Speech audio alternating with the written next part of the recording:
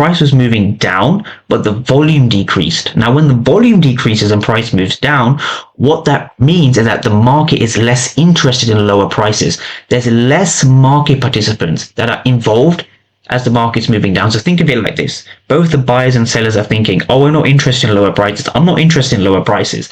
And so that is an indication we can read again via the order flow for higher prices. Again, what we saw over here again was very, very interesting. We saw a bunch of aggressive selling over here. The reason this was aggressive selling is again the red delta. Notice how I said earlier, red delta, aggressive selling, more aggressive sellers than there are aggressive buyers. But what's very interesting is that we had a massive impulse over here. You can see this blue rectangle over here. That's 108, a bit small over here, but that's 184 for 2000. So that means we have a very, very large aggressive buyer sitting over here, which then caused the move higher, and that's how you could have caught this move over here. But essentially what's happening is we have a bunch of liquidity that's forming over here. We have a bunch of liquidity. The liquidity is correspondent to aggressive sellers that are failing to drive price lower below the zone. So we have a key level, and we're understanding aggressive sellers are struggling. This immediately gives us an indication that we could be looking for buys.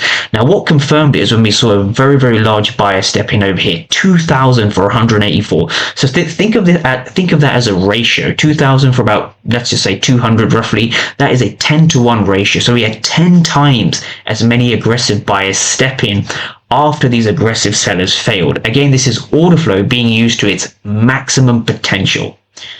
Another example we can go over is this one over here, a selling example.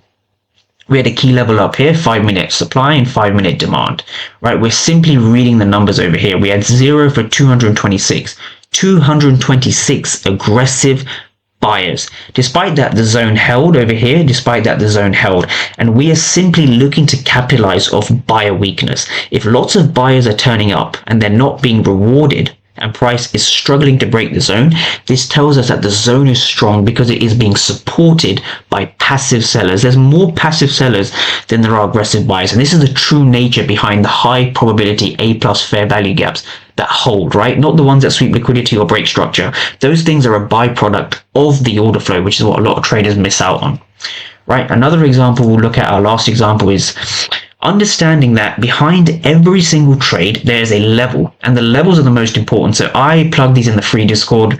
The link for that will be in the bio. So I plug these in the free Discord. We have ES pre-market game plans over here, again pre-market game plans. So I will give a level, and then I'll read the order flow at that level to understand whether to go buy or to go long or short. We have the same thing over here, right?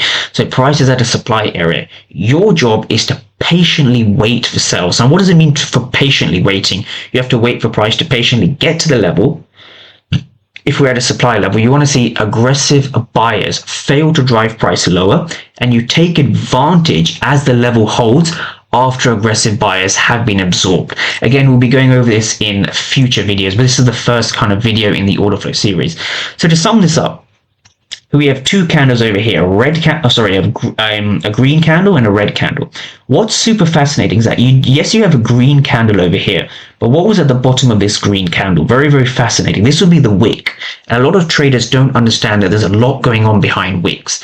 When you have a green candle and you have another candle that pushes higher, what's happening over here inside the wick? Well, inside the wick, you have a lot of aggressive sellers, and that's exactly what we had over here. We had a green candle, green body, but inside that we had aggressive sellers, and you can see that via the delta and therefore via the order flow. 433 for 262. That's a 2-to-1 ratio. So you had double the amount of aggressive sellers as you had aggressive buyers.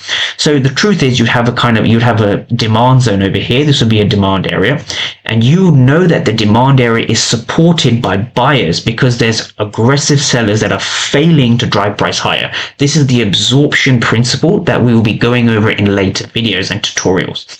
Then we had the same thing over here. We had 288 for 0. So we had a ton of aggressive selling, but no reward. This tells us that there's passive buyers sitting inside this level. Right, so again, quickly going over this trade over here. This